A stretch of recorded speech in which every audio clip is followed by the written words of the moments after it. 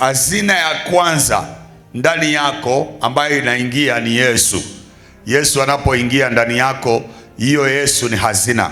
Sasa unakuwa chombo cha udongo ambacho kimebeba hazina hiyo. So you carry something. You carry something in you. Kila mmoja sema, nina kitu ndani yangu. Sema kwa sauti, nina kitu cha dhamana ninachobeba ndani yangu.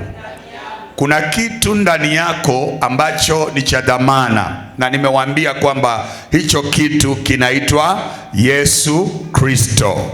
Amen. Chombo cha dhamana. We have this treasure in the earthen vessel. Sasa huyo Yesu anapokuwa ndani yako, yeye ni zawadi. He is a gift from God. Jesus is a gift to man from God. Yesu ni zawadi, ni kipawa ambacho Mungu anapeana mwanadamu. Hallelujah. So once you receive Jesus, you have a gift in you. Au unapopokea Yesu, una kipawa, una karama fulani ndani yako ambayo Mungu ameachilia. Na kusudi la yeye kukupatia si ili wewe usikie tu vizuri na uendelee vizuri.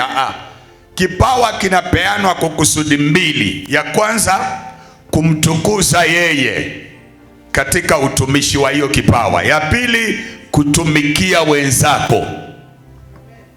When you receive the gift, number one, to use it for his glory. Unaitumia kwa ajili ya utukufu wake. Alafu ya pili, unaitumia kusaidia wengine, kutumikia wengine. So when we use a gift to glorify God, and we use a gift to serve him, that is one of the divine purpose. Ni mojawapo ya kusudi la Mungu kupeana kipawa kwa mwanadamu. Jambo la pili, when we use a gift to serve others, like right now, what I'm doing now, kile nafanya saa hii, ninatumia neema ya kipawa cha kufundisha, kuongea na nyinyi. So I am building other people. I am informing other people. Opening the mind of other people. Nafungua akili za watu wengine waelewe jambo fulani. Nasaidia mtu kujua jambo fulani. Hallelujah. So what am I doing? I am now using the gift to glorify God by serving other people.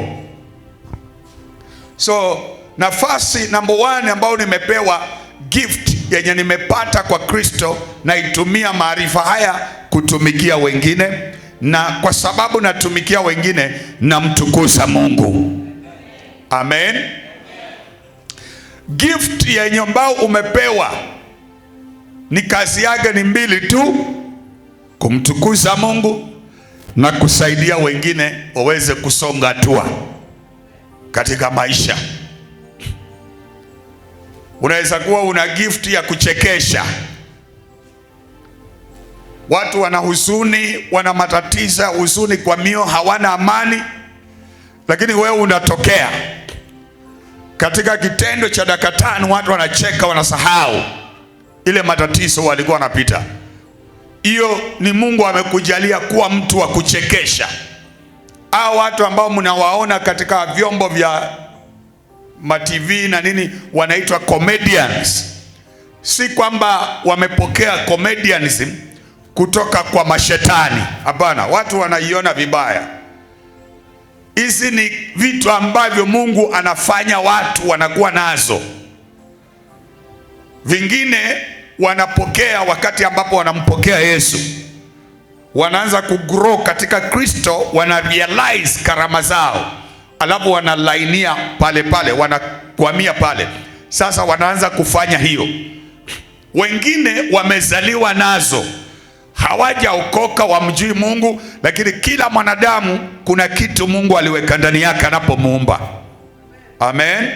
Sasa unapokuja dunia hii ni urealize ya kwamba unatakana kutumika wapi na unatakana kufanya nini. So karama zinakuja kwako mbalimbali, vipawa vinakuja kwako mbalimbali kwa kusudi la kumtumikia Mungu na kuserve other people. So if you are not serving other people, you are not serving God. Because to serve God is to serve other people. Umeelewa kweli? Yaani kumtumikia Mungu ni kutumikia watu wengine. Wakati ambapo unatumikia mwingine, basi hapo ndio utamtumikia, ndio utakuwa unamtumikia Mungu. Wapendwa, Mungu hayuko mahali fulani kwamba utaenda pale ndio utaanza kumtumikia. Mungu yuko kwa mtu ambaye ameketi karibu na wewe. Utakapomfanya mtu ule asonga kwa maisha, basi umemtumikia Mungu kwa hiyo laini. Haleluya. So karama ambazo tuko nazo tumepewa, na vipawa tumepewa kwa ajili ya kutumikia Mungu kwa kuserve wanadamu. Tuko pamoja?